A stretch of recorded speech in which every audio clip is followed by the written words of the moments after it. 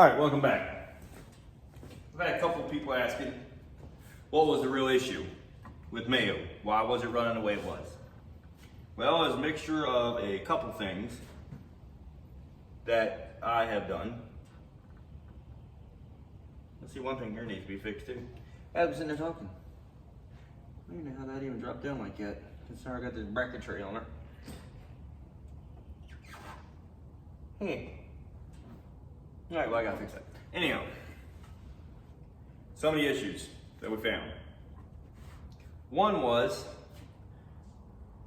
I didn't know it, the IAC that's on here, you have to put it into pin 4 with a laptop. That was not in there, so the IAC wasn't doing anything. So even though it looked like it was on the Wizard, it definitely was not. So we did that. Then you gotta play around with the IAC with the D-cell and everything else to make it idle. So that was one issue. Another issue was apparently those DECA 60-pound injectors I had, they're either clogged or something's going on with them, so I'm gonna have to have them clean flowed to see if there is an issue. So I took those out, I went back to a Ford injector in for now just to get the cruise in the back. And then once we was at cruising, I would notice that under wide open throttle, the AFRs would come down, but it would take it a while. It would go like 14.0 and just slowly drop, not fast. So then we started looking at it, the map sensor, and we noticed that the vacuum, it would be holding, and you rev it up, it wouldn't go to 0. It would gradually drop, slowly. So, found out the vacuum source I had used, which I should have went straight to the intake, and I knew I should have, but I was rushing. Kicked my own butt. So, it had a diaphragm in it. The diaphragm was causing it to gradually lose vacuum rather than it just shutting the vacuum off. So, a mixture of those three things is what all the issues was in this thing. Now it's running great. I mean, I still got to play around the IAC a tiny bit, just because every once in a while it kind of hangs up a little bit, but that's not a big deal. And the, pretty much that's it. I mean, I play with timing a little bit and stuff, and once we get running over track here, just see what it's going to run. But for right now, it is doing great where it's at. I need to move those things over like that. Not that they're hurting anything, but so yeah, that was it. Other than that, car's been running great. Got almost 20 miles a gallon. Put over 500 miles on it between Wednesday to Sunday. You know, driving there, cruising it, driving it back. Good little bit of miles. I haven't checked the oil on it yet since we left. And it was full when we left here. Now, how much oil it used on the way there and cruising and coming back, I don't know. It is leaking out the front of the intake a tiny bit. But not enough to where it's gonna hurt right now. So I guess I can see if it's drinking Earl or not. It's not really smoking or not, so that's a plus, right? If anything, it probably used, if you're lucky, a half quart. So definitely cannot beat that. That is pretty good.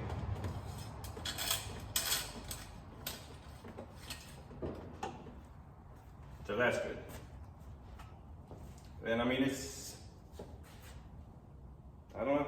Haven't put it up on the lift yet, just to go over it since it's been back. I kind of just got here, parked it, and forgot about it for a couple of days, just so I didn't have to work on cars. Cause that mad bash we were doing, man, would get to you. Like, I still want to pull the radiator out of it, get it cleaned up, get the shroud cleaned up. That's why they look like crap in there, just because it was a last minute, had to get them in there kind of deal. I did put the big air filter on it over here. I know a lot of people were like, I get an air filter on it. I already have plans on putting one on it. I just didn't want to drill a whole lot of holes, like I said before, because she's eventually getting a supercharger on it, so I didn't want to have a bunch of holes. But yeah, the old girl has done great, man. I can't beat it. I know I was hating this Holly there for a little while because I was kind of kicking my own ass. But now, seems to be okay. I mean, it's not terrible. I mean, I think it's because it's new to me. You know what I mean? Like, I can put them on all day long, it's not an issue.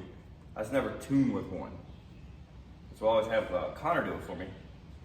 Now he's been kind of showing me a little bit here and there of how to do it. So that's going to help. And then I'll start messing with myself. I won't get into real depths like field tables, stuff like that yet. No. He'll have to show me a whole lot more to get before I can get near that. But messing with the IAC, that kind of stuff, I can do all that. But yeah, tell you what, you definitely can't beat the old girl. I think I got mud on my face. I just have to side by side out. You gotta take a look out in the woods here. I don't know what else to say about her, man. She did great. It's a good thing. It's always awesome when they do good. I mean, we kind of threw these things together, this, and then Connor threw his truck together with the LS7 swap in it. And Danny was having a little issues with his truck. But you know what? Every single one of them cruised there, cruised right back. Not a minute's trouble about any of them, which is very unheard of, usually. You know how it is. You go cruising, especially if there's something together last minute, like we do. It's always going to be an issue. Nothing. Not an issue, man. They all ran great, and that's a good thing. Like I said, we tuned them a little bit while we were down there. Connor had to do a little bit on his truck, he did a little bit on mine. Other than that, that was it. Nothing major at all. I love it. So yeah, like I said in the last video, you can see I was hating on it. But now, she is good to go now. It was just the whole aspect of, I'm more old school. I could have did better with the A9L and all. So, it wasn't a tuning issue, it was a me issue. But everything I had messed up on it and the mix of it there, didn't help nothing. So, she's gonna need some cleaning after driving, that's for sure. Well,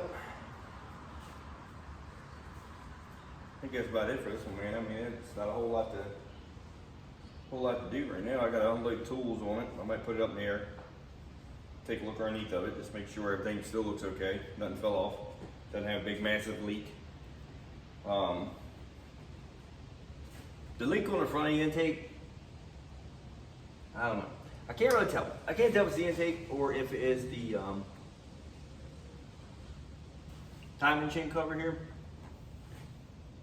But it's not massive, but it does get a little bit of oil down on top of the timing chain cover and all. Which is kind of, you know, kind of poopy. But it happens. It's not a major deal. Yep, so, I don't know. Maybe I'll take it over to track this Friday and run it. We'll see what it runs. We'll leave a hard tire on it just like it was when it ran 14.5 when it was all bone stock. We'll see the difference between bone stock and what I've done to it now. We'll just see what it's like. I mean, I don't expect it to set the world on fire, especially with a hard tire. Even with a slick on it, I don't see it being very fast even with a slick on it. Probably, mid-12s probably with a slick on it. She ain't gonna be no speed demon, that's for damn sure. And then we'll put the blower on, we'll get 11s. That'd be good enough for this year to just play around with it. And over the winter, we'll do it again. I'm going Saturday or Sunday, drop the engine off for Eileen. So I can bet you get the purple car back up and running, hopefully by the end of the season, maybe. And the wife's car is down all season. Got the bad news. Apparently everything in the engine is just trashed on that one. So that's always good news.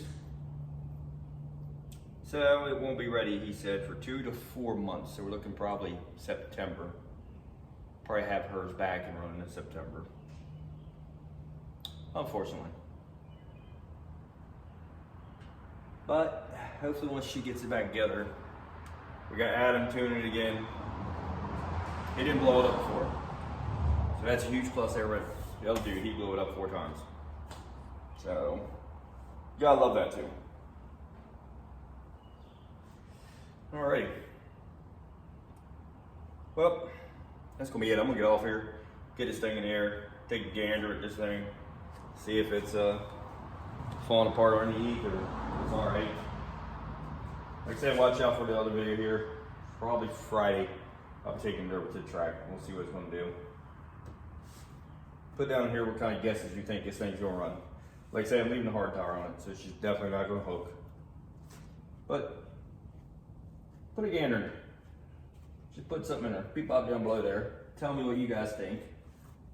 This is gonna run a hard tire. Me, I'm thinking low 13s probably on a hard tire. If I can get it to move. Mile an hour, I mean, it should be 110 to like 113 is my guess. Trap speed. So it should be. Now, should be and is going to be completely two different stories. We all know that. So yeah, like I said, she ain't no speed demon, but she'll be fun. It'll be fun. I mean, it's just a budget mobile right now, slammed together of kind of junk. So can't beat it, man. Gotta love the beaters sometimes. They're fun. Rather than having a whole bunch of money wrapped up in one, it runs to us. That's awesome. So, all right, yeah. Put down below there what you think this thing's going wrong Friday. I'm pretty sure I'm going Friday. It don't rain. Call rain right now. Don't know. We'll see. All right. Till next time. I'll be out here working on something. I don't know. Gotta finish the trans up the Chevrolet right now. Get that done. I gotta finish the T56 for a guy, so need to get that junk done. And then we'll have another video putting this up there, checking it over, taking it to the track, seeing what it does. Till next time, fellas. Keep putting down below there what you think this thing's gonna run. 12.9, 1060s, 14.0, anything.